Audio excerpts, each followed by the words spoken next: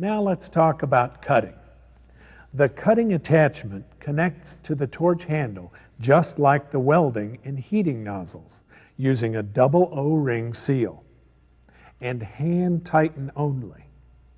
Before attaching it, inspect the cone end and O-rings for any damage that could cause a leak or malfunction.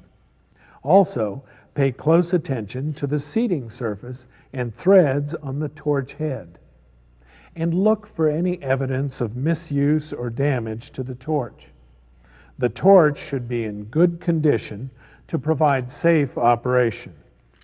If the torch is damaged, don't use it. Now, refer to the tip chart to determine the size tip needed and the oxygen and fuel gas pressure settings required. After you've selected the tip, inspect the seating area for any sign of damage that might cause a leak. And make sure the orifices are free of slag or dirt. When attaching the tip, tighten it securely with a wrench. When using a cutting attachment, the oxygen supply is controlled at the attachment here. So the oxygen valve on the torch handle must be completely open before lighting. Now, after the regulators have been set, be sure to purge the system and recheck to make sure flowing pressures don't drop below recommended settings. To light the torch, open the fuel gas valve about 1/8 turn and ignite. When using acetylene, adjust the gas valve until the flame stops smoking. About there. Now open the oxygen valve and adjust to a neutral flame. Depress the cutting oxygen lever and readjust to a neutral flame if necessary.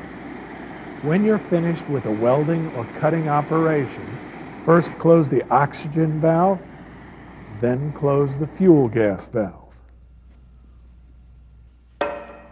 This shutdown sequence is important because it allows you to check for leaks in the system, and it's the recommended procedure in case of a malfunction. If you follow this shutdown procedure and you hear a small pop, it means the oxygen valve is leaking and is still permitting oxygen to flow.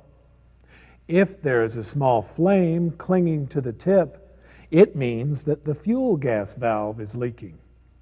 So by shutting off the oxygen first, you'll get a quick check of both valves every time you use the torch. If you shut down the fuel gas first, you'll get a pop, and soot may be thrown back into the torch, possibly clogging the gas passages.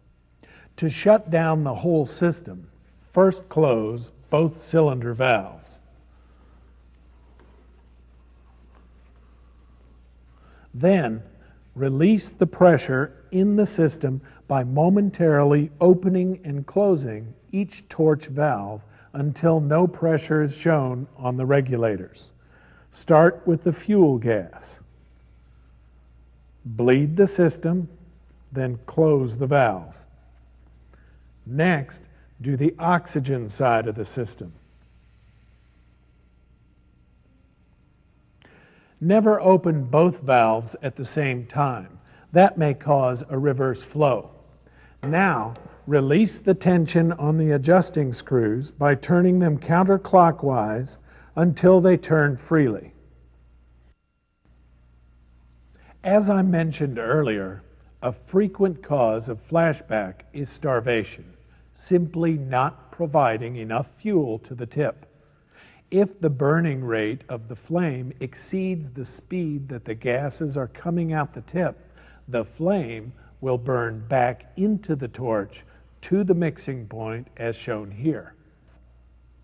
It's possible to have flashback with any apparatus, but it's more likely and potentially more dangerous as tip size and gas volume increase, such as with this large multi-flame. This multi-flame has been heated to simulate excessive reflected heat. Now see what happens when the fuel gas pressure is reduced to starve the tip.